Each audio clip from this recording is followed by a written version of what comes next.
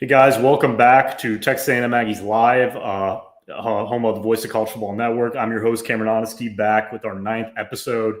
Joined by me today again for the consecutive week is Cam Torres. You're going to see this guy a lot throughout our shows in the future.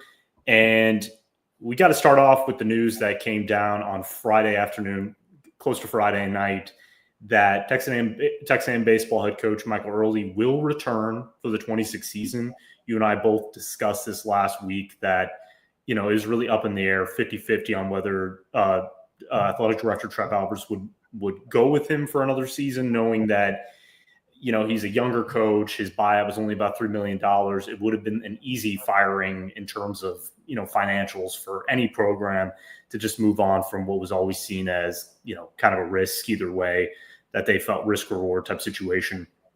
And we did know that during the SEC meetings down in Destin, Florida, Trev Alberts was asked about this, his opinion, what's going on. Have you made a decision or not? Very cryptic, very businesslike in stating that he was going to evaluate Early's resume and what he did in his first season. And, we all know that when you look back at the season at large of the early struggles in conference play, the lack of consistent offense, stars like Jace Levelette struggling, and then this team kind of caught fire, beating Tennessee, Arkansas, LSU, South Carolina, then LSU, and then losing a home series to Missouri, getting swept by a team that was considered one of the worst teams in college baseball, especially in the SEC, who didn't win another conference game after sweeping A&M. And even though A&M won 2 games in the SEC tournament, Jace Levelette played with a broken hand, heroic, all that good stuff, losing to LSU, who is off to the Super Regionals, one of the few, we can get into that later, one of the few SEC teams who actually made it to the Super Regional round, which is surprising.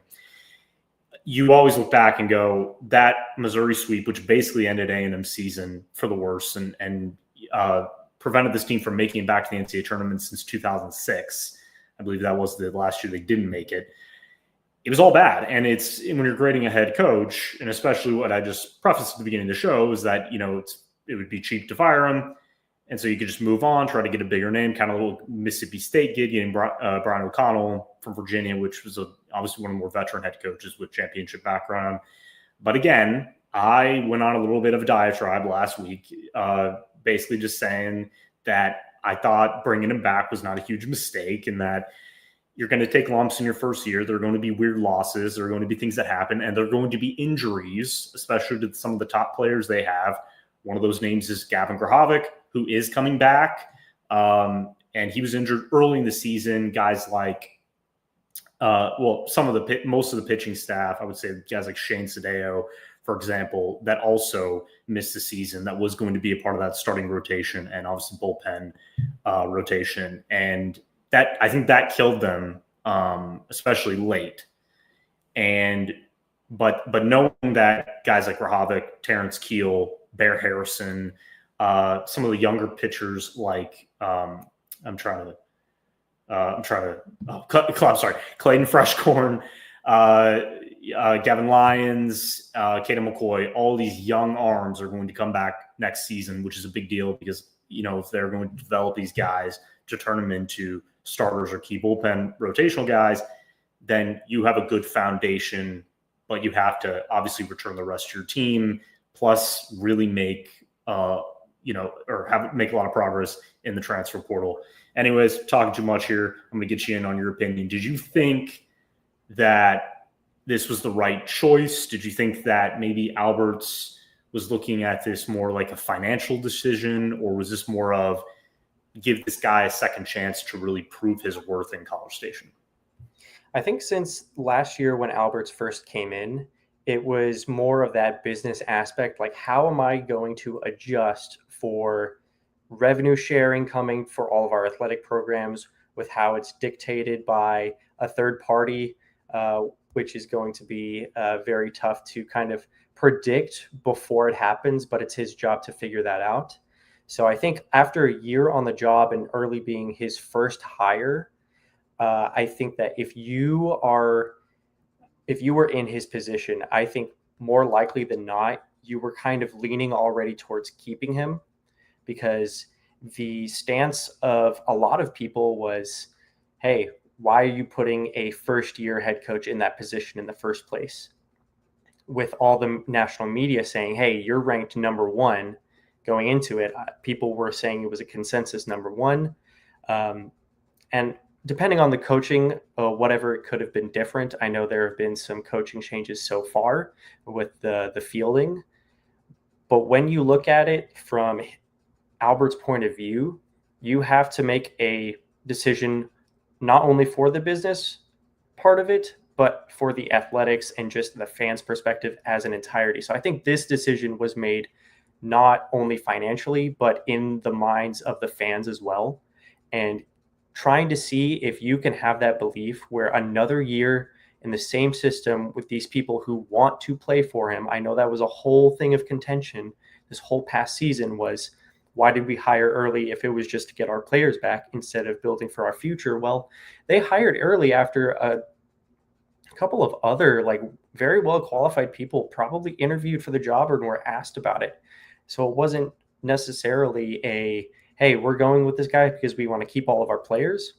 They went with this guy because they believe when they first hired them that he could just take off, especially after what A&M had done in that World Series so far, making it all the way to the final couple of games.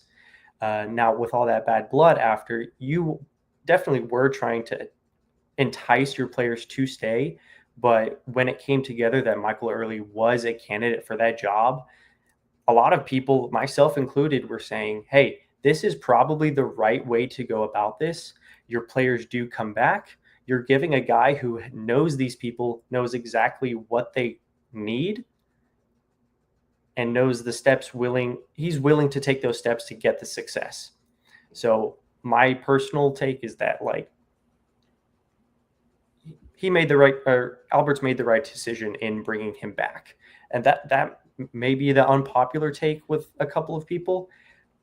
It's just how I personally view it. These players, they love him.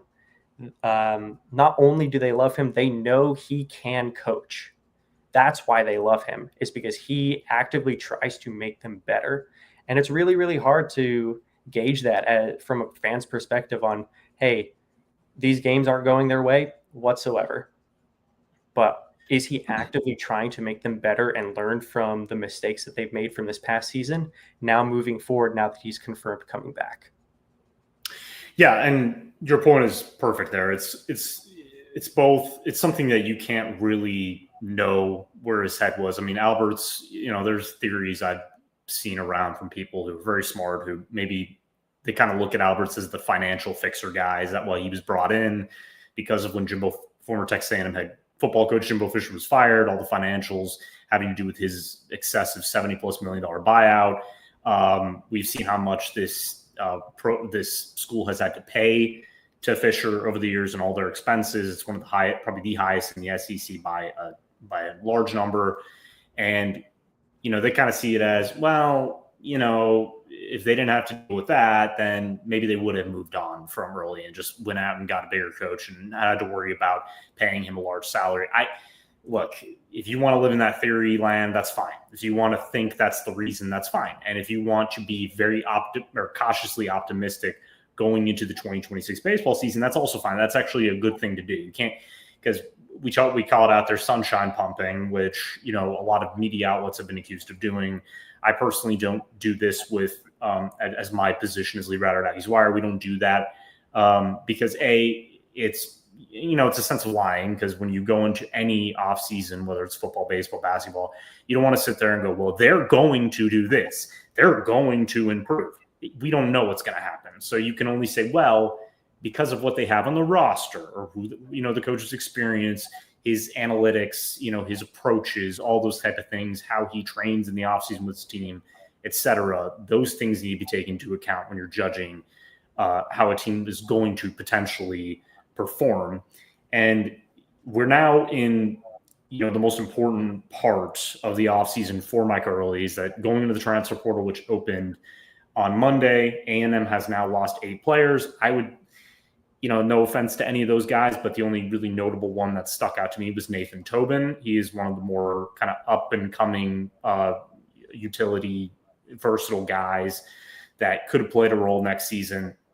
But a lot of these other guys are pitchers that just didn't see play time. They want to move on. Kyron LeBlanc is another big arm that, just could never see the field this season. He's just going to probably go maybe somewhere closer to home or go somewhere where he can play going into next season, see time. But as we said before, they've already heard from a number of very important players that they're coming back. I always thought that the first day on Friday, it was like Friday night when Gavin Grahovic and Terrence Keel announced they were coming back. I said, well, this is going to spur a lot of guys like Caden Kent, like Ben Royo, who maybe are mulling the MLB, maybe talking to people of like, is it a good decision to enter? Is it, dipping my toe in the water? Do I want to hear from scouts what they think? Do I need to come back next season to develop? And that leads us into Jace Lavalette, who I was having a discussion with somebody the other day about this, is that like Ryan Prager, for example, A&M's ace pitcher, it's assumed that he's going to go to the MLB because he came back this season after being drafted in the third round with the 81st overall pick by the Los Angeles Angels, chose that, I can even better my draft stock this season. Well, in MLB.com's latest draft rankings, Ryan Prager isn't in there. Who is in there is Justin Lampkin, who could end up making some money. I always thought he was a candidate to come back next season. Now we could maybe switch out Prager and Lampkin, see Lampkin leave, and maybe Prager actually come back for a final year to, solve the issues that he had this season. Because, MLB teams are maybe looking at him now and going, you know what, I wouldn't waste a high draft pick on him. Maybe, with his rights with the Angels, how that works is, maybe they just don't see him as a guy that's going to develop as quickly as they thought.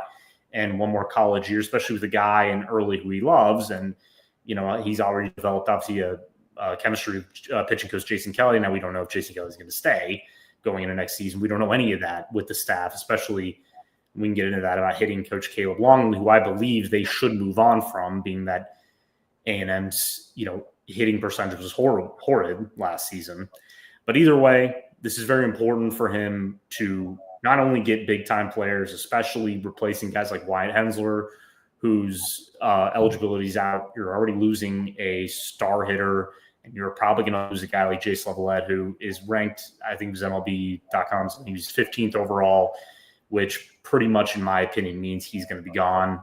So there's a lot you have to replace, and there are guys that maybe you think could take that next step. But right now, Gavin Grahovic, Terrence Keel, and Bear Harrison kind of represent the biggest returnees right now, and we'll see what they're going to do. But in your opinion, how should his approach be in the portal? Should it be, in my opinion, is you have to go after pitchers first. You have to solidify your pitching staff.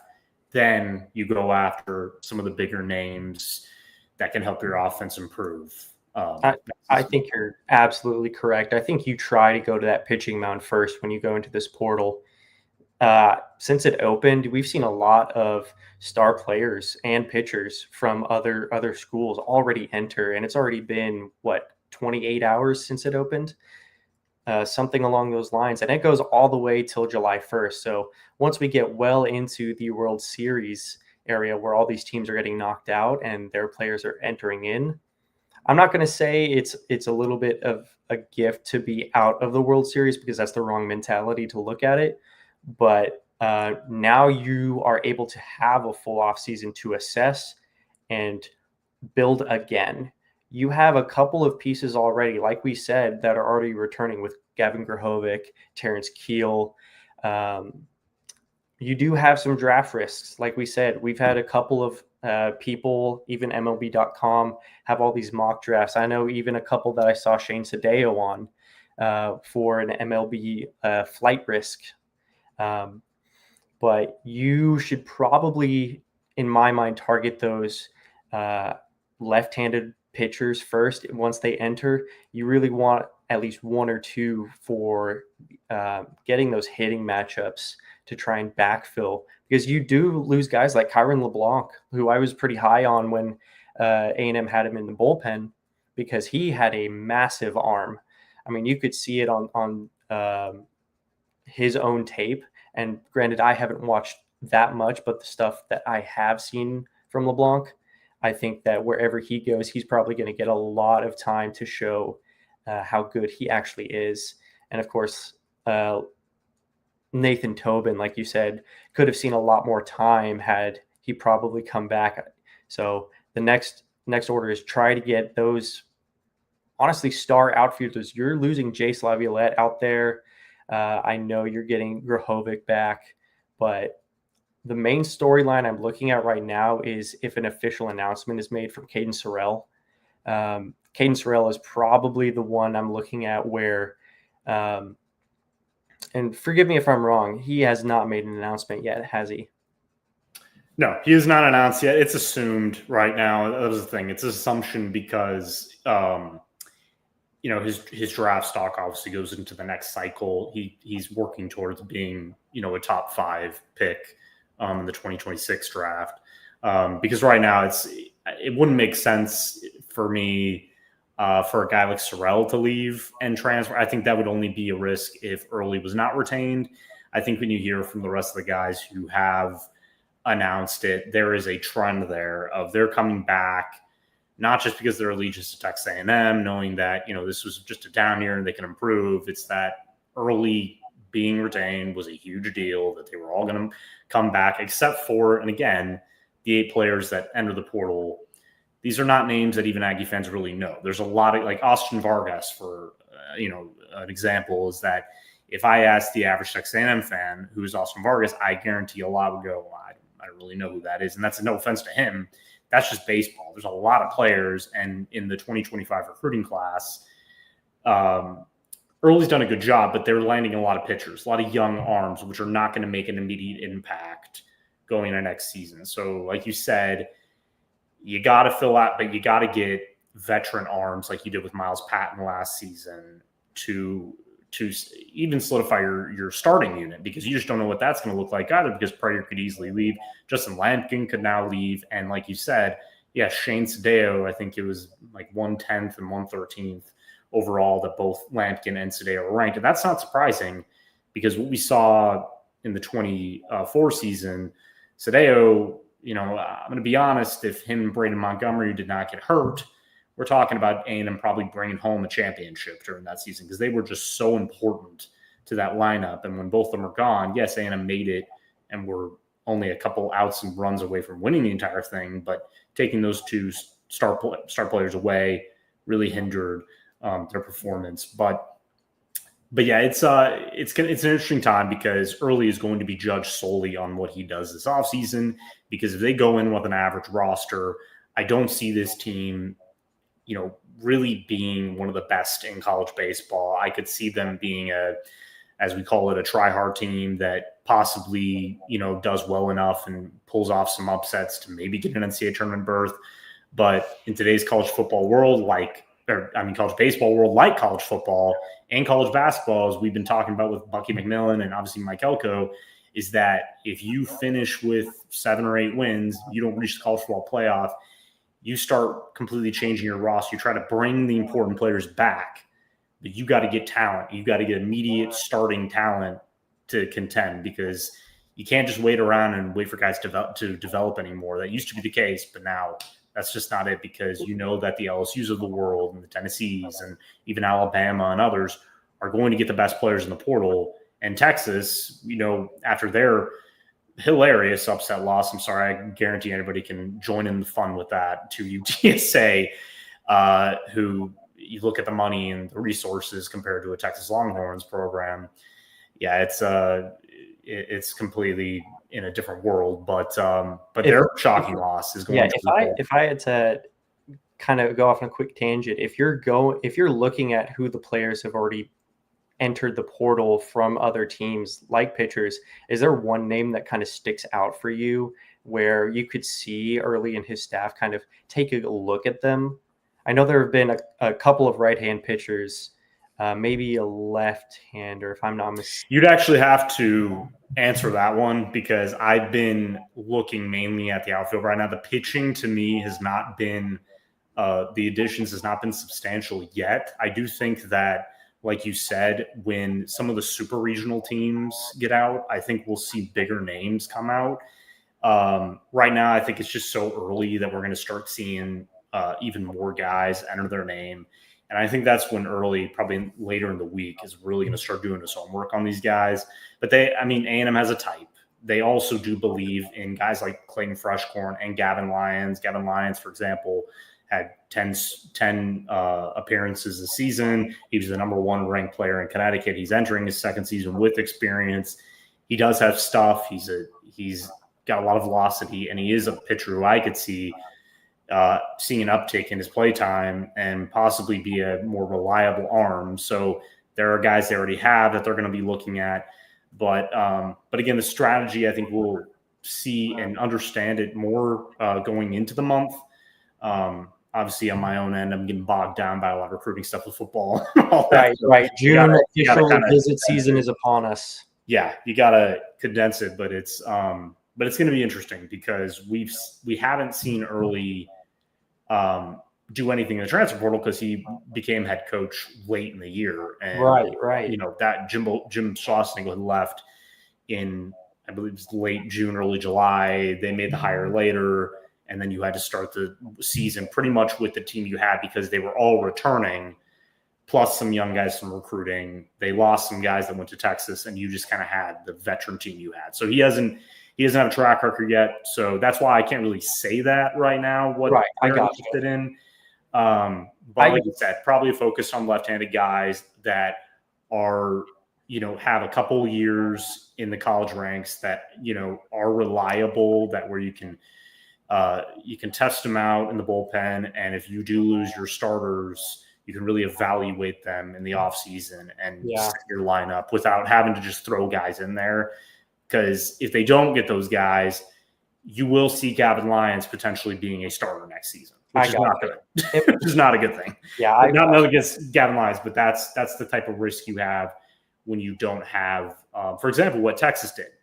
What Texas did with Max Wiener, their pitching coach, following Schlossnagle to Austin. They did an excellent job getting guys like Volantis, who was the best pitcher in baseball, in my opinion, this year, getting reliable arms. That really led them to losing, to be honest with you. But no credit to them. They had a fantastic regular season because of that pitching staff.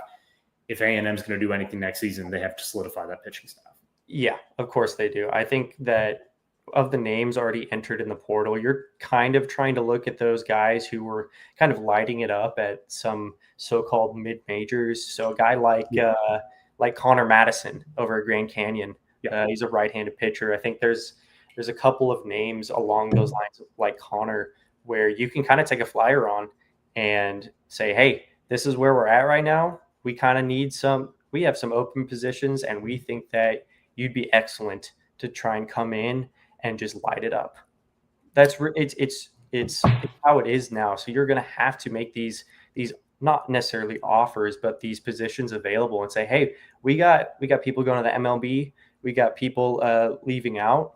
We need to backfill. We need to have all these. You don't necessarily need all these closers, but you need these guys who can bring those middle innings together for sure. Especially like come in, maybe pitch 60, 70 pitches and kind of show their stuff, in my opinion. Yeah, because you saw LSU kind of struggling with Arkansas Little Rock. Obviously, they won the game and they're off to the Super Regionals. Good for them. But that's my point, though. You see teams like that who I think they ended the season like 27-33. But some of the players they had just played with so much passion, so much confidence, and you can kind of pick and choose from teams like that of, you know what, this guy, he's playing at a mid-major. He wasn't highly recruited, but look how he plays. Look at his personality. Look how he can affect the locker room. And look at how he can be an immediate contributor for this team next season. No matter, because I'm going to be honest, we have seen this time and time again that these guys who aren't recruited, the equivalent of a 5-star football player in baseball, who, some of them do really well, and others, it takes time to develop, and then you get some of these smaller school guys. And like we saw with UTSA, these are a lot of, they had a couple guys from Italy on that team who just, it was international recruiting. and they just played harder and more strategic and just overall just better baseball than a Texas Longhorn team that a lot of people thought could contend for a championship this year. So you look at, I do believe that Early and every other coach right now is watching college baseball, watching all these smaller teams and bigger teams, and kind of picking of certain guys who may enter the portal. Obviously, D1 baseball does a good job of keeping track of that. We do our best with who A&M is talking to, but it's a long road ahead. There's a lot going on. Like you said, what we're going to transition into is college football is only 88 days away. It's so close, man. It's so close. And for anybody who covers, every college football season, for us, the summer is usually talking season. Head coach Mike Elko has done a lot of that already, spending time with all the coaches' nights, with the boosters and the media, and it's been a lot of the same. It's the preparations they've done in the spring, what they're bringing back, and of course, starting quarterback Marcel Reed, trying to answer as many questions as possible to people, thinking, is he really the guy, right? That's always the question. And I'll be honest, ESPN's FPI rankings came out today. The usual definition of FPI, it's the rating system that ESPN does that it accounts for strengths. So, your offense, your defense, really the roster you're bringing back in terms of the talent, gauging the talent overall, the veteran leadership, all those type of things. But mainly it's a point system. And so I think you guys already know there's not a lot of confidence from the A&M fan base. I would say it's 50-50 right now. A lot of people are just still stuck on the way the 2024 season ended with a 1-4 finish, losses to Texas, and then USC in the bowl game. And, what's being, while Marcel Reed is being undervalued and, every quarterback ranking within the conference that comes out, I see him below guys who have either never taken a college snap or have only played minimal SEC games. Guys like Austin Simmons, who is going to start for Ole Miss this season, who is apparently a brilliant student who's already graduated from college already. He hasn't played really any meaningful college football yet, and yet I see him ranked above Marcel Reed. College Football Report released their rankings the other day. Reed was ranked 10th, below a number of guys who I could easily, Diego Pavia, who's obviously the starting quarterback at Vanderbilt, who's an undersized, as we say, kind of tough, try-hard quarterback. I don't see him being an NFL quarterback, but he's just an exciting player to watch. Why he is ranked above Marcel Reed is confusing to me, but look, these are all opinion-based, and we could be talking about Marcel Reed's strengths and weaknesses all day. But A&M came in at number 8 overall in the FPI rankings, which to a lot is very confusing. Some were mad because they think it's hype and they don't want A&M to be hyped up. And I get the whole karma thing or whatever it is. But look, we've been talking about it on this podcast for a long time.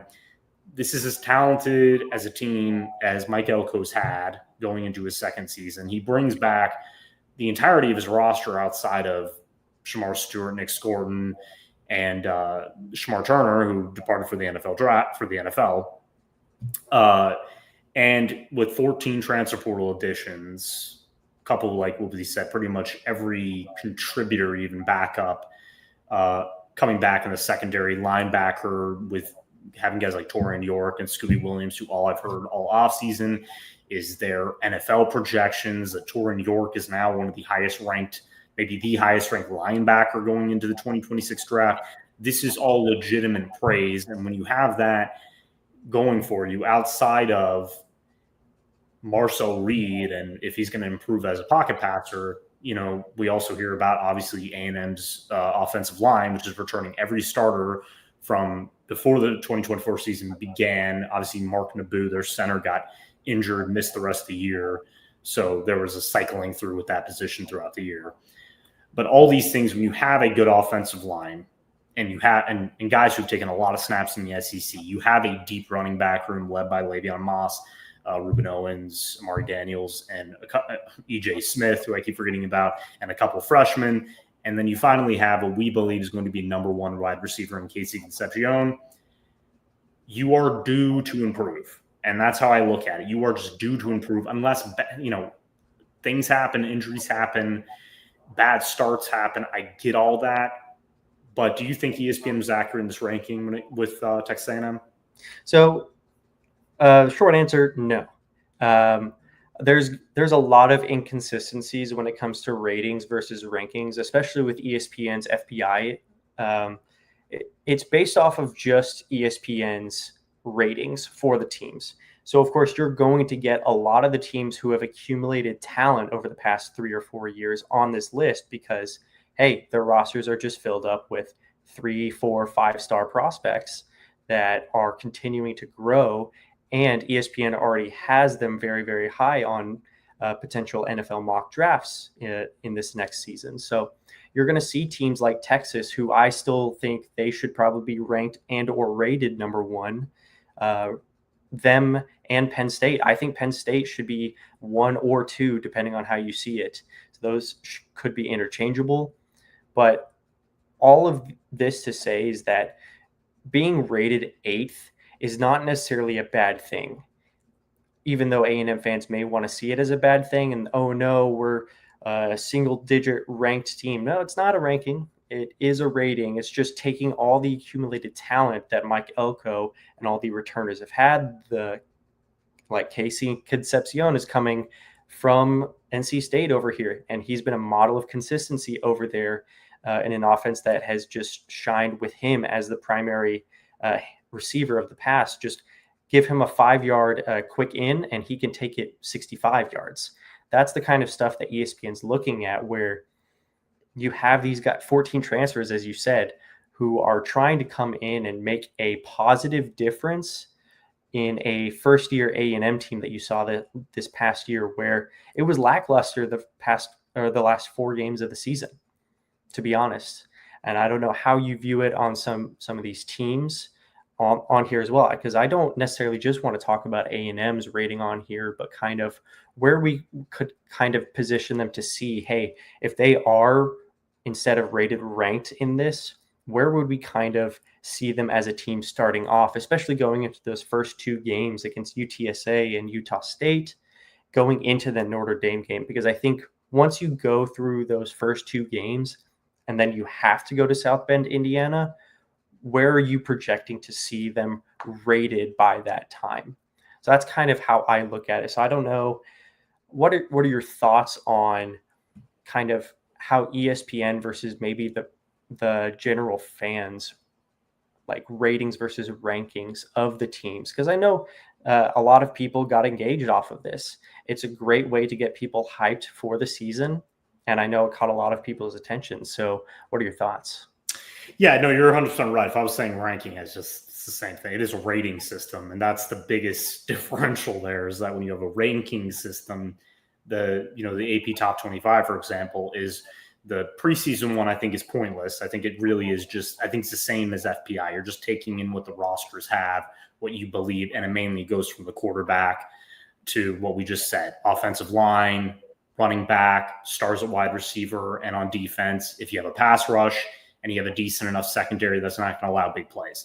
All those things for A&M, they all have that. The biggest outlier is Marcel Reed. So you just have to – I think it's a good way. I think the FBI – I actually really enjoy the FBI. I think it's a good way to get fans to look at maybe if they're still in that zone of, well, I just don't believe him yet. I want to see it. Okay, fine. You want to see it. But I saw a lot of people, it was after the spring game where, you and I both thought, you were actually there. I couldn't make it that weekend, but we saw that Marcel Reed had no time to pass because they just didn't have their O-line, a lot of their starting guys playing. They had a lot of young guys. And the defensive line, which we all had, we kind of worried about because of the losses to the NFL draft, well, those guys shined. And Tyler Onienum and a couple other additions looked like the strengths. And then we looked at, obviously, the wide receiver room, and we said, well, how changed are they going to look? Is this finally going to show improvement? Well, outside of Casey Concepcion showing that rack ability and just those soft hands and ability to get open, yes, Mario Craver did his thing too with the deep pass, running precise routes, making great catches. but guys like Isaiah Williams and Ashton Bethel-Roman, who you and I are both big fans of, those are just now depth pieces. Those are guys who you can rely on. You know that now. You know that they're, very competitive, especially Isaiah Williams, which is great for your team. Knowing that you have now actual elite athletes at that position instead of just filling the void with guys who are productive at the smaller level, bringing them in just to put a Band-Aid over it like they did last season. That's the biggest change, and that's why they have this ranking. Because some people believe in Marcel Reed. I am one of those people. If he ended up playing like crap and not living up to it, I will completely own up to it. I always do with these guys. I used to be a big fan of Kellen Mond and get a lot of crap for that. Now, Kellen Mond is being praised all the time because not that he's playing very well in the UFL, but it's because of his consistency running the offense, and A&M just hasn't had that since Mond was under center because they've had injuries and a lot of issues. But I see Marcel Reed working on the offseason all the time. So I think maybe these type of videos and stuff, his dad, Rodri, does a great job showing all the training he's doing, showing the increased zip on his balls. The dude can throw. I mean, I'm not just saying, that ball looks like NFL type throws sometimes. We'll see if he can put it all together. But I think these analytics guys, especially guys like Bill Connolly, do a good job of kind of looking at how the offseason is moving with some of these players. You mentioned Penn State, right?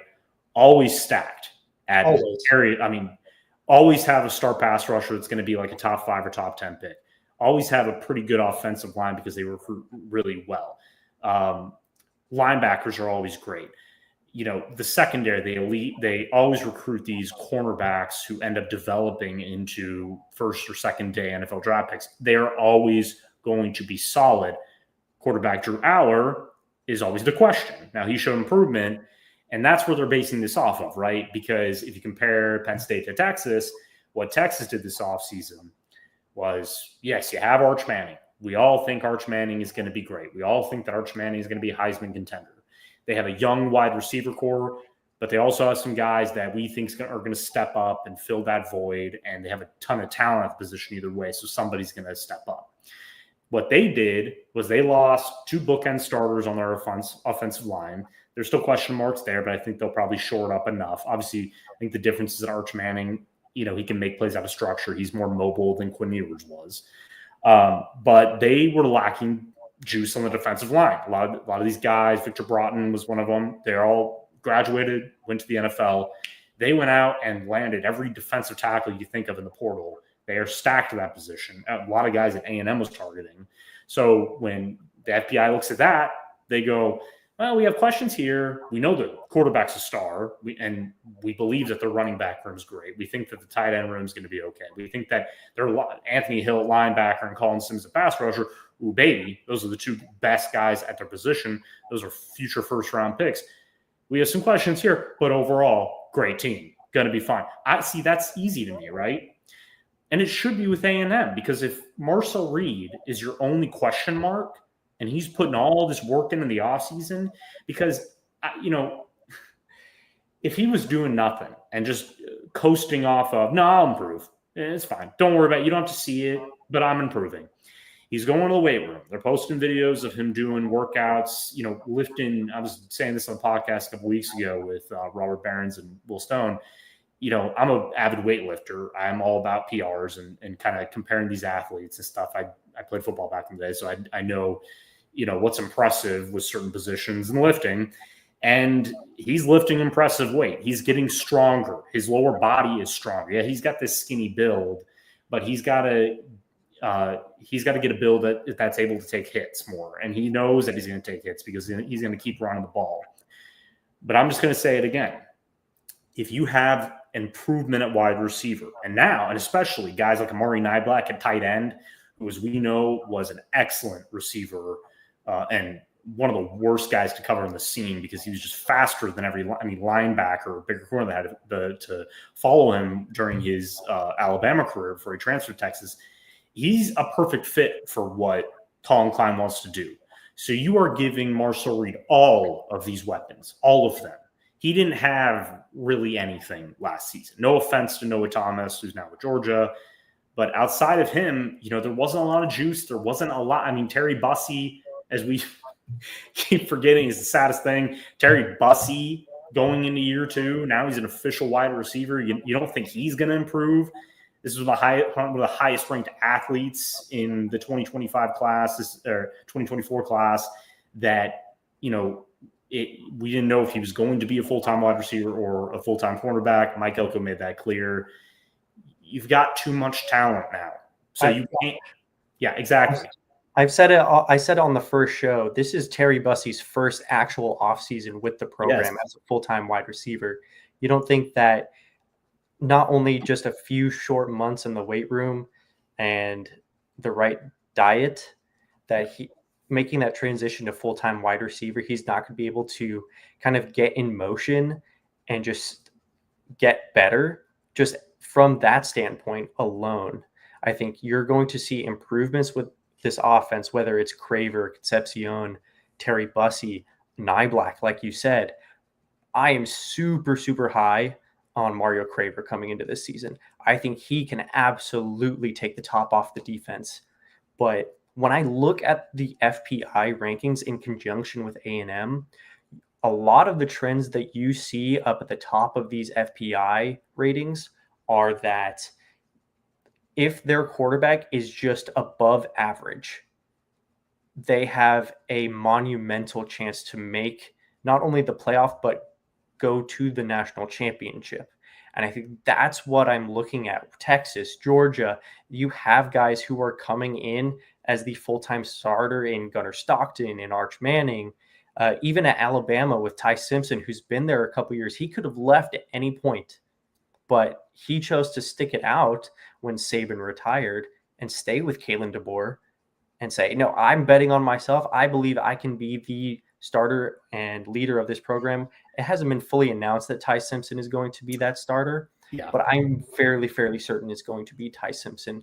Another guy that was ranked above Marcel Reed, who isn't an announced starter yet. So there. Exactly. But you see even all these guys who are first-time starters, or full-time starters, I should say, in these programs, the talent accumulation around them is what makes their FPI ranking rating so high, is because if these quarterbacks are just above average, they are able to make these runs into the playoff race, where I think that's more accurate to what A&M is looking at this next season in trying to be a first-time playoff contender, if not trying to make a run of that national championship. They give percentages from these FPI rankings to have a 6+ win percentage, and A&M's up at a 92.5% on it.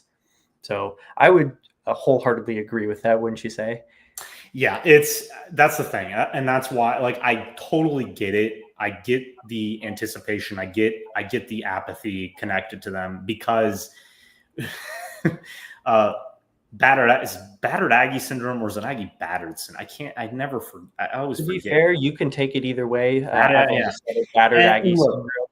My dad is an 82 grad. We were talking about it the other day, and I said, was that really a thing back then? He's like, no, we just went to games and had fun, and it wasn't really we didn't have the misery. And I was like, well, you graduated in 82, and then in the 90s, A&M football was always pretty elite, and so it wasn't until the early 2000s where things really got off. And then I get it, just the ebbs and flows of this program, but really, it's just incredible to me that after one season where guys like Carter Carroll's the 24/7 Sports, he and I were kind of on the same page last offseason. I remember I was discussing with him that, we kind of thought that this was an 8-win team last season. We thought that things were going to happen. We didn't know that they were going to start 7-1. I think we changed our expectations after they beat LSU. We kind of thought, okay, they have a formula now that's working. Next week, Le'Veon Moss goes down, and then really the season goes down with him, because the chemistry that they had, the momentum that they had in the running game that was really setting up success for Marcel Reed, that was gone.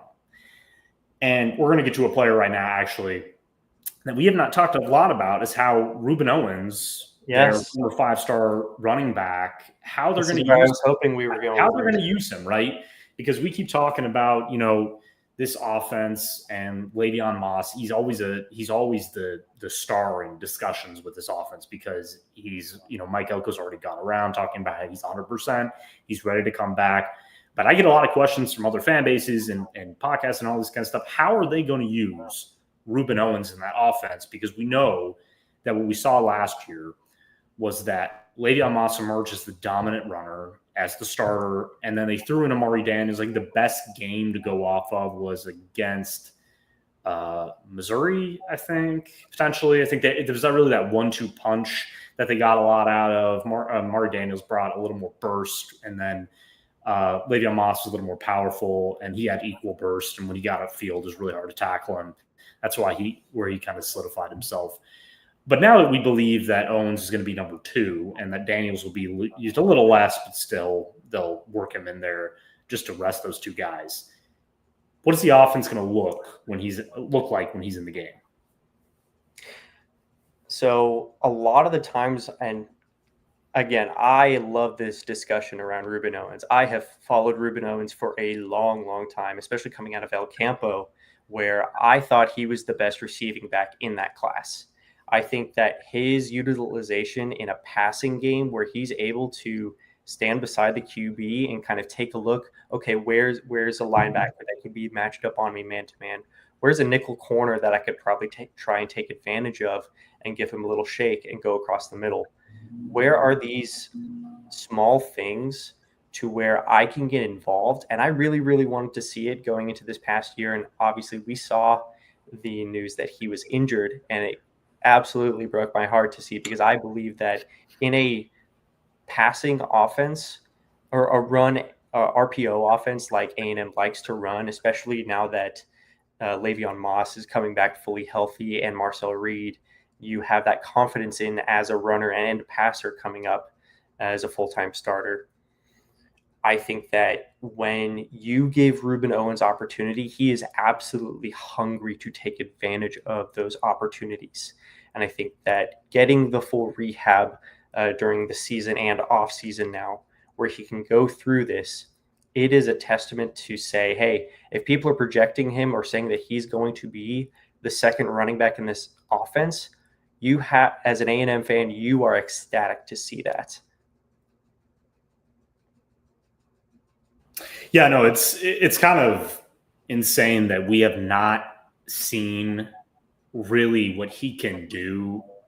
I mean, going back to his first season, he was a freshman. They kind of worked him in when they could. It was during non-conference games, so we saw a little bit of that ability, but he wasn't used, I think, as a receiver as much as they should have, and that's just, I don't know why that is. That has to do with scheme or something else. But yeah, you're right. I mean, you turn on the high school tape. This was basically a guy who can do everything in both the running game and the passing game. I mean, if he wanted to be a full-time wide receiver, he probably could be, to be honest with you. I didn't really see any weaknesses in that area. And I think that if you go back to Colin Klein's days with K-State and his scheme, they did rely on that a lot. And I wouldn't say that Le'Veon Moss is that great of a receiving running back. He can do some. We saw a little bit of that, actually, sadly, before he got hurt against South Carolina, which, yeah, he actually did a catch-up ball, and then, yeah. But if you have that 1-2 punch, it's a legit 1-2 punch, that automatically makes Marcel Reed's job easier, because he has another guy who he can dump the ball off to, not only in screens, but like you said, in the intermediate game, where if they're keying in on Casey Concepcion and they're playing a cover 2 or kind of a disguised defense that's not going to allow your guys to roam free, you put Owens in that situation, and he can outsize, outstrength, out whatever a linebacker or a cornerback, where he's just going to use his athleticism and his vision to make a cut, get the ball, and get some rack up field. And again, you have that in this offense. I know A&M fans, some of them are not a big fan of Colin Klein because they're just looking at the struggles, even though A&M was one of the best offenses statistically in the SEC last season. They just don't like the way it goes. I mean, I think they look at Texas's offense with Sarkisian. They see how there's explosive plays in the passing game, and the running is a lot of success in the running game. And they think, well, why can't we have that? You play football to the strengths you have on your roster, and obviously Mike Elko, who's not afraid to make changes to his coaching staff, as we saw with Jay Bateman not stepping down, but taking a demotion of sorts, as Elko is going to call it defensive plays next season, and hiring Lyle Hemphill. He's not afraid. He obviously believes that Colin Klein is the guy to get this done. So it's not about his scheme per se. It's more about putting it together, learning it this offseason. And I do believe that Ruben Owens is going to be kind of the X factor here, because I think if you can, really solidify their roles, we know what Le'Veon Moss is going to bring. We already know what Amari Daniels and EJ Smith bring. These are going to be reliable backups who, if something happens, they can come in and give you good snaps. But you figure out those roles, you start to disguise some things, like he said, against UTSA and Utah State to open the season. You score a lot of points both in the running game and the passing game. You get Marcel Reed comfortable. We enter week 3 on the road against Notre Dame in more critical games of Mike Elko's career. Is that if you can pull off that upset and you can really get that offense moving at a nice pace, and you get Marcel Reed thinking, you know what, this thing's working. We are as good as we think we are. That I get the schedule is tough, and I understand there's a lot of tough road games ahead in SEC next season. But if you can get this thing to where it was post LSU last season, before Le'Veon Moss's injury, again, they were playing confident. They had momentum. You've got more talent now than you did at that time last year, and depth. You can figure things out. Why can't A&M win 9 games next season? And again, going back to the FPI, that is why they were rated 8th out of every team in college football, and especially among the Power Four. So it's not shocking, but I love that we agree on that, because I don't think Ruben Owens is being discussed enough, because I think a lot of people, they haven't forgotten about him. They just don't know exactly how he's going to be used, because we saw Le'Veon Moss take over last season. I think it was against Arkansas, where he really, made his name heard around the country nationally, that I'm one of the best backs in the country. But again, Ruben Owens was on the sidelines. So that's all we knew. Now he's here, and I think he is really, really eager to prove that he can be one of the better running backs, not just in the SEC, but in the country. Because I remember when he committed A&M over Texas, and how sad Texas media and fans were, because they knew what he could do. It's been slow. Injuries suck for all these guys. But yeah, it's a big year for him. I can say this 100 times over. It is a huge year for his future, because if it doesn't pan out, he could be a guy entering the transfer portal next year to look for a new home, to be the number 1 guy.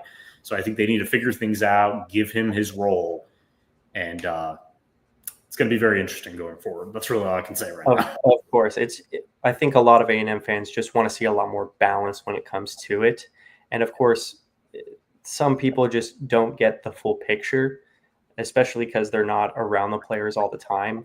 But I think you're right. It is a big, big year coming up for the entire running back room. I'm going to generalize it there, because you have these guys who are wanting to bounce back because they didn't get the full measure of what they wanted to do. Le'Veon Moss, you have, I think our running back room was banged up, and now you have all of these guys coming back, where I think you can be pretty confident in whoever you put back there now, depending on what plays you run or anything along those lines. But if you are if you need to move the ball down the field fast, especially you're going to run a lot of passing schemes, having Ruben Owens back there as a pass catcher to kind of try and reset the chains and the downs to get a couple of yards, I think is going to be very, very trying to find the right word to accurately describe it, but impactful. He's going to be impactful. Yeah, that's the thing. I think that word, I think people use it, they overuse it. And we saw, sorry to cut you off, but we saw a little bit of this opening the playbook up against USC. I get they lost, whatever. If you look back at that tape, and I saw one of the A&M media accounts just kind of looking back and watching it, a lot of wide receiver screens, tight end screens. Owens was getting a lot of work in the backfield, which was actually very good that he did come back at the latter half of the season, get some football playing in him, taking some hits was big, because I do believe he missed the entire season and then entered next season and practices for the first time. It would be a very slow start. So that was valuable. But we saw this offense moving the ball at a fast rate, and we saw what it could be. And that's, if you're an A&M fan and you want to go back and look at the good parts of Colin Klein's offense, watch that USC game. You can stop at the end and not watch USC stomp down the field and beat A&M. You can just stop at the point of, I think it's like the third quarter. But Marcel Reed was confident. He was passing well. He was accurate. Again, he had less quality receiving options that game, and still he was hitting his targets.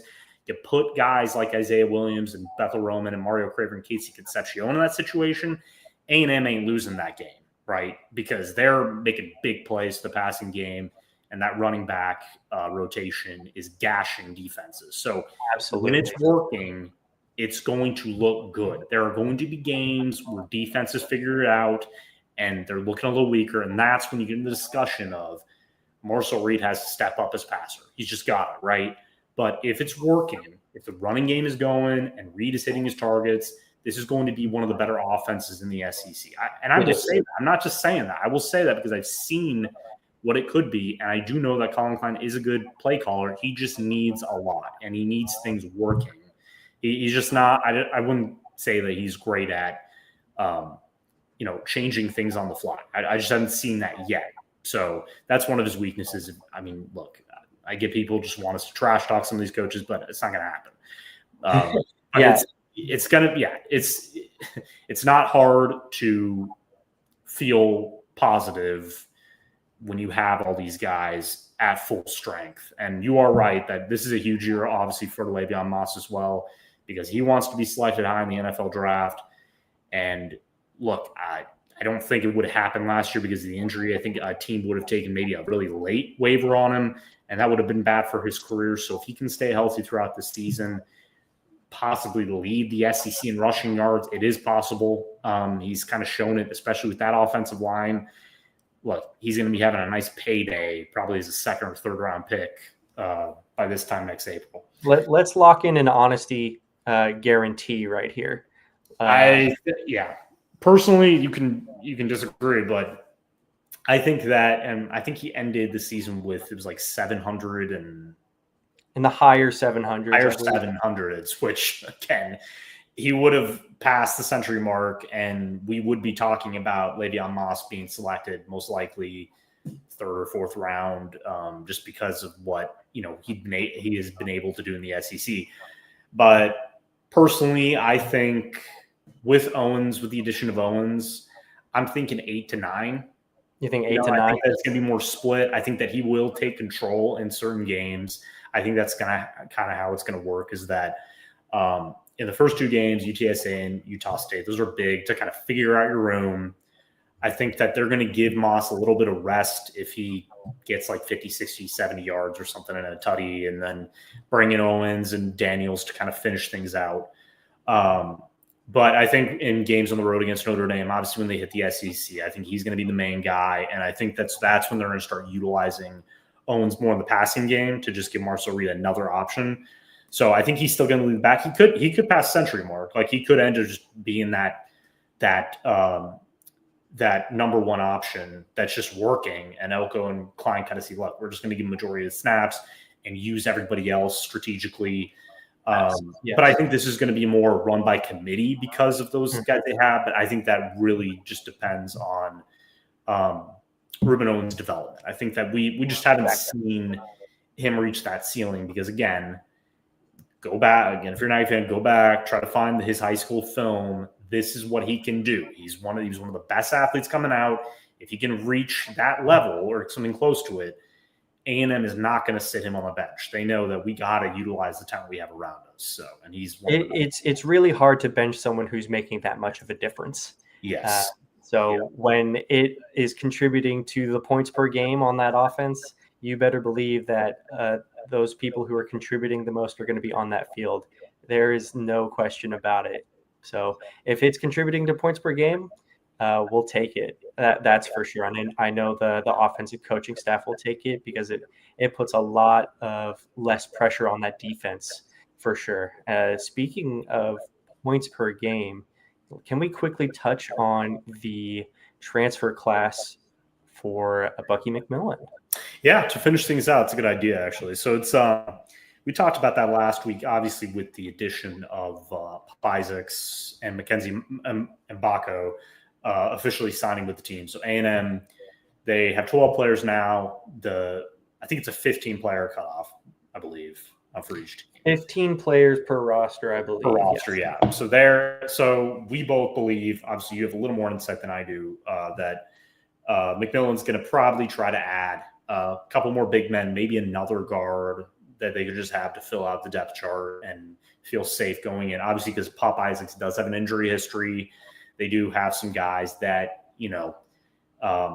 aren't healing up right now, but it's just you gotta prepare for the worst. That's just what you do as a good coach, because if something happens, you got to prepare knowing that if this guy potentially goes down midseason, we got to have somebody that we can rely on and give some good minutes. And I do believe he maybe wants another big man with Federico in there, who's prone to start at center. I think good for him. I love it too, because I love that guys like Zach, forgetting the young man's name for another, the Kansas transfer. Rylan Griffin or Zach Clements? Zach Clements, thank you.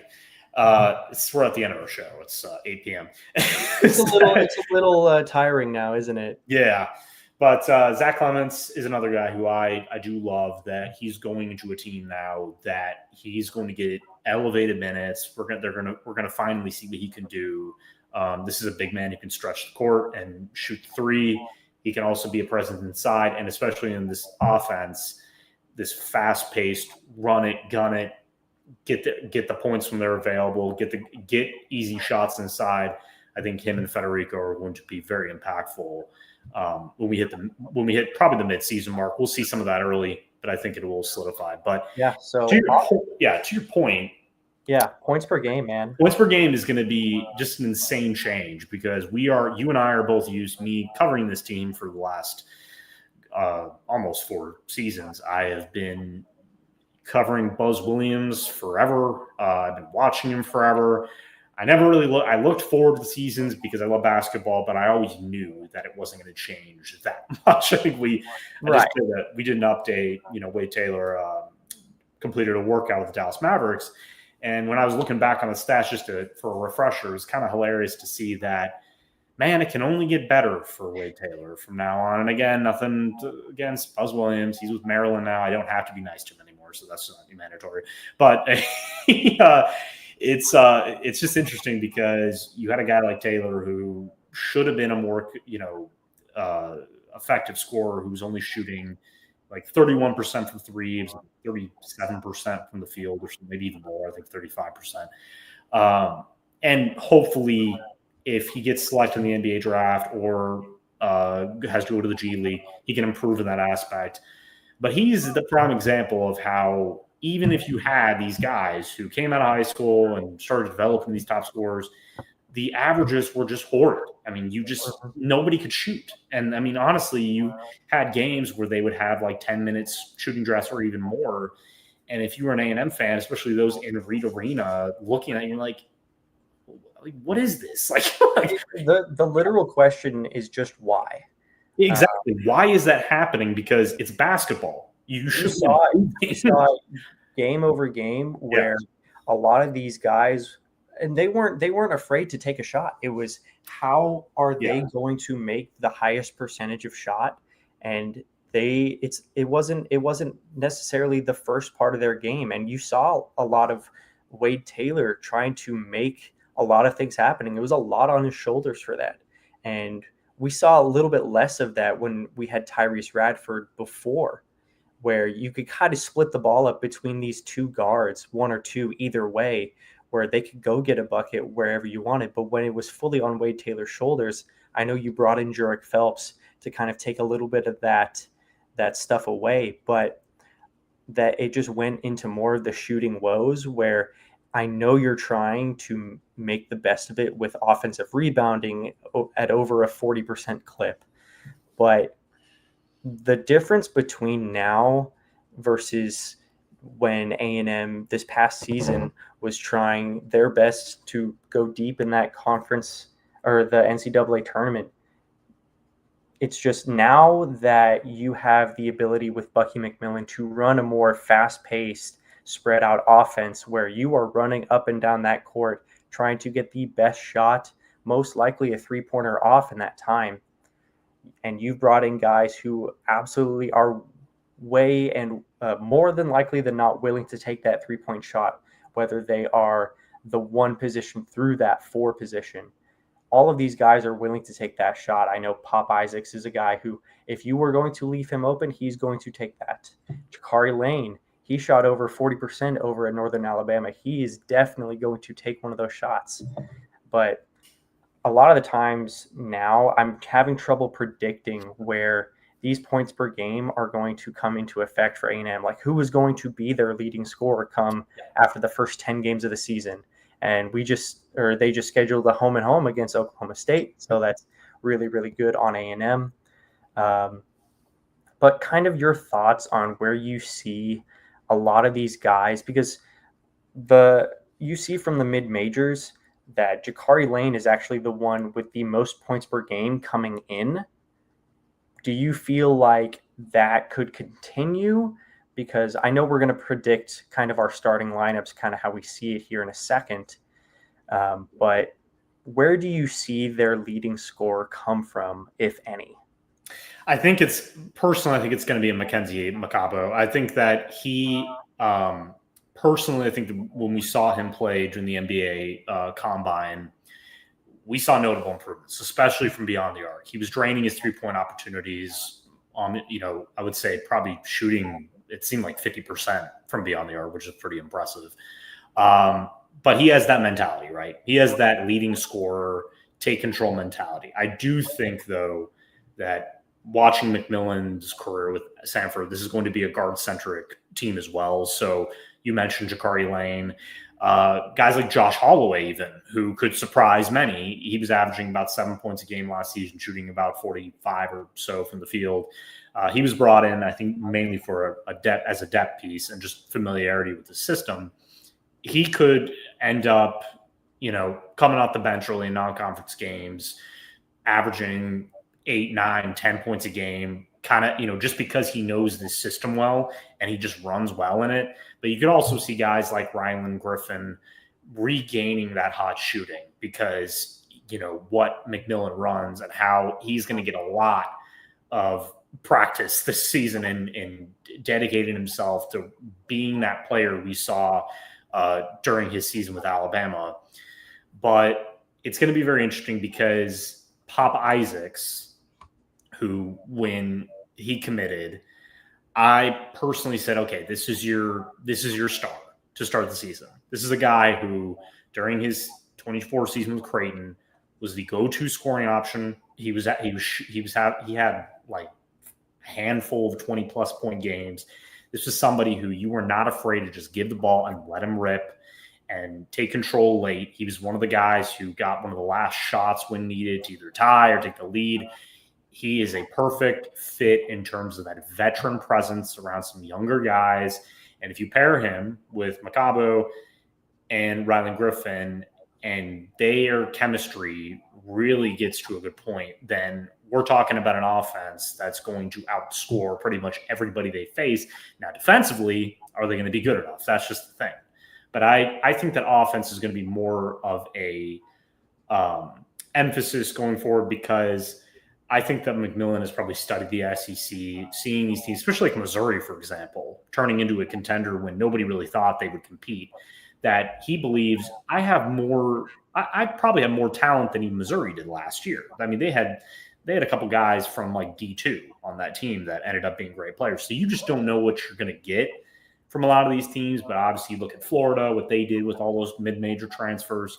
I think McMillan is just more confident. We saw it during the SEC meetings. He's got kind of that crooked smile on his face because I think he knows, look, I've got a lot to work with Macabo returning and landing Pop Isaacs. I know that, yes, we want a couple more players to solidify the depth chart to fill out the roster. But we already see, and it was kind of interesting. I saw, in John Rothstein's rankings, his are very accurate in my opinion. He's one of the top guys when it comes to offseason for basketball. Surprise was, I think Kansas was like 32nd or something, but A&M came in at 35. 35 or 34, either one. Rothstein had some humor putting Maryland right above him, of course, but with Buzz Williams. But look, he's 100% right. Like, this team is good enough on paper right now to be one of the top 40 teams in the country. And I do love that, like you said, that he scheduled a road matchup with Oklahoma State, who they have Steve Lutz is one of the up and coming head coaches. I love Steve Lutz. Yeah, he's awesome. He was one of the guys I put for A&M to hire before they hired Bucky McMillan. He has had one season with Oklahoma State, and I think they went 17-18, just went to the NIT. But again, he's already landed, I think, 6+ transfers. Yep. They're going to be improved. They are going to be a better team in the Big 12. So I think McMillan knows I got to do what Buzz was doing the last 2 years, scheduling these tougher opponents, because we know that we're not going to be nationally recognized to start the year. Maybe some. Like, I think a lot of people, if you're a real basketball guy, I think some of the guys who aren't really media guys, but they kind of just cover the blue blood teams, they're not going to be looking at A&M as much. But I think the Rothsteins of the world and some of the personalities on ESPN who are pure basketball guys are going to look at A&M and go, I'm very intrigued to see what they look like these first couple of games. Because I'll personally say, like, I can't wait till those season openers against no names, because I can't wait to see how this team gels. Like you said, who steps up? Is Jakari Lane going to be more of a starter, or is he going to be more of a bench guy? Is Pop Isaacs going to emerge as that leading guy? Did McKenzie become like a proven leader, during his time at the NBA Combine? And is he really in a prove-it year to become a potential first-round pick? Because we've seen that with Mark Sears last year with Florida, is that he took over. There's a lot of storylines. It's delicious, to be honest with you. It really, really is awesome. And it's just, and we haven't had that because you go back to the last 2 or 3 seasons with A&M, it was always the same storyline. No offense to these guys. I love Henry Coleman. I love Anderson Garcia, what he's doing in the Dominican League right now. These are awesome dudes. But it was always like there's less basketball to the offseason stories. It's more like leadership and, what these guys bring to A&M as a university. And that's great. And a lot of fan bases like those stories. But the basketball was lost to him. I always thought that it always felt like basketball was second. When Buzz Williams was speaking, sometimes it's more like, well, we have great leaders on the team. I'm like, that's all awesome. But I want to know what you're going to do scheme-wise. I want to know what the changes is. And that's all Bucky McMillan is. I'm going to be honest. Leadership's awesome. Yeah, he's a young guy. He's 41 years old. I don't think influence in the locker room is going to be tough, because I think he can assimilate with these guys. He coached at the high school level,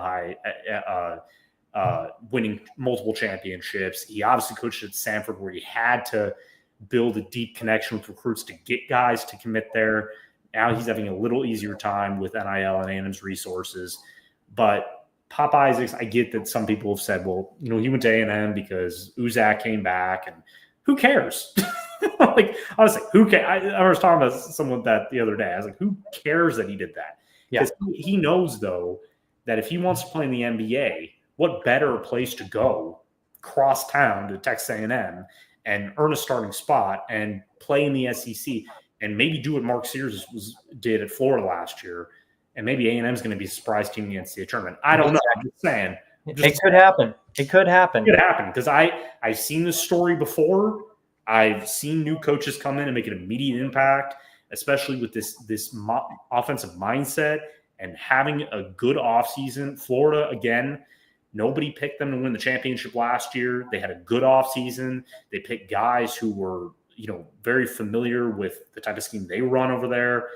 And they went home with the title. I'm not saying A&M is going to make the NCAA tournament. I'm not saying that. But if they do and they go in hot, anything's possible. Exactly. And to kind of quell the Pop Isaacs talk before of, oh, he just came to A&M because Uzan came back. Yeah, that's just theory. Let's put a pin in that for now, because both other times that Isaacs has entered the portal before, there has always been some interest with coming to A&M's campus before. Yes. Whether that was under a previous regime or not, there was always some interest in coming to College Station, no matter who was the coach. So to kind of end the show, let's do a little exercise on how we think the starters are going to project. So are we both in agreement on who the starting point guard is? I would assume it is Pop Isaacs in your mind. I believe it's going to be Pop Isaacs. I believe that so Rylan Griffin. Are you saying Rylan Griffin? Where do you think he starts? Probably at the wing, probably a small forward, I would say right now, because I have him projected as starting at the 3. Okay. That's kind of where I'm at. And then I think if you want the best possible scenario for Mackenzie Mbako, you play him at the 4. Yes. I think that as a stretch 4 you saw with his shooting, I think that's exactly where he needs to play. It was a little bit tougher over at Indiana to try and play the 3, where his skills weren't exactly showcased. So in a perfect world, I think he should be at that 4. We kind of in agreement on that. And I think that the center position is going to be interesting because you know what you've got in Federico. You've got a guy who's extremely efficient on the basket, very athletic, a great rebounder. And then you do have someone like Zach Cummins, another guy who can stretch the floor, right? So that's somebody who's going to have a great offseason to really, show that he could start for a team. But he is a wild card because, again, I just hear so much praise from people who just said, well, Kansas never utilized him correctly. And I'm like, man, you don't hear that from a guy who's averaging like 1 point a game. Usually never, especially from Kansas either. Exactly, and it does happen at Kansas where they get so much talent there that sometimes like they get transfer and then he just has a better offseason and he just plays over you, and then you're kind of just buried and you're going, look, I got to get out of here. I got to find a team that's actually going to use me. Guys, they had a guy who was going to be playing 36 minutes a night. I know. So what, it's on Bill's self, to be honest with you. So. Where's our prediction in terms of that center? Are we? I think it's going to be Federico to start the year. I think that's why, because I think the system, and I think we may be in agreement with that, is that they just don't know how it's going to look right away. So having a big man inside that can rebound, play good defense, and get you those easy points, I think that's just a shoe-in right now. Plus, he has so much experience, and you look at how they used him at Texas Tech. They're going to emulate that. It's going to be the same type of deal, and it's just going to be. It's going to. This, I think, in his career, this was the perfect landing spot for him. I think, I think he knew that. I think it's like he probably knew when McMillan ran, and look, he feels like he's going to be under the basket for easy opportunities most of the time. Yes, I think that's an easy. He's going to be able to rim run off of these shot threes. Now, this wild card at that 2 position, I know we're kind of running low on time. Let's kind of think tank this. So, where do we think who gets that starting position at that 2 guard? I know a lot of it's going to be a 4 out 1 in kind of set with a lot of flowing offense. So, this is probably going to be that person who's going to be either up at the top over on the far side near that corner or wing in this offense. So where are we thinking? Because I have a person in mind who I think should probably be over there. I would say Marcus Hill right now. So that's where I'm at. Yeah, I think that.